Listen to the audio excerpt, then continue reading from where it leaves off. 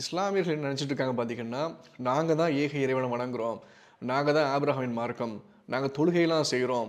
எங்களுக்கு வந்து எங்க மார்க்கம் புனிதமான மார்க்கம். எங்களுடைய வரலாறுல தான் ஆபிரகாம் இருக்காரு, இயேசு இருக்காங்க, மோசே இருக்காங்க, தாவீது இருக்காங்க, ஆதாம் இருக்காங்க அப்படிங்கிற ஒரு விஷயத்த வச்சுக்கிட்டு பெருமையாக தன்னுடைய மார்க்கத்தை குறித்து நினைக்கிறது உண்டு.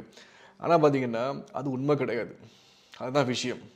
ஒண்ணு குரான் உண்மையாக இருந்தாக வேண்டும். இல்லை என்றால் பைபிள் உண்மையாக இருந்தாக வேண்டும். இன்னைக்கு நான் வந்து ஹிந்துயிசத்தோட நான் கிறிஸ்டியானிட்டிய கம்பேர் பண்ண அவசியம் இல்ல. நான் வந்து மற்ற மதத்த போயிட்டு ஜைனிச மதமா, இல்லாட்டி ஹிந்து மதமா, இல்லாட்டி கிறிஸ்தவ மதமாங்கிறது நான் சொல்ல வரல ஆக்சுவலா. அது என்னுடைய நோக்கம் கிடையாது. அப்ப ஏன் இஸ்லாம் மாத்திரம் நான் வச்சு பேச போறேன்னா, ஏன்னா இஸ்லாம் மதம் சொல்லுது, நாங்கள் ஆபிரகாம் மார்க்கம் சொல்லும்போது, அப்ப அந்த ஆபிரகாம் மார்க்கம் உண்மையான மார்க்கம் யார் என்பதை நம்ம தெரிந்து கொள்ள வேண்டியது நம்மளுடைய கட்டாயம் முதல்ல.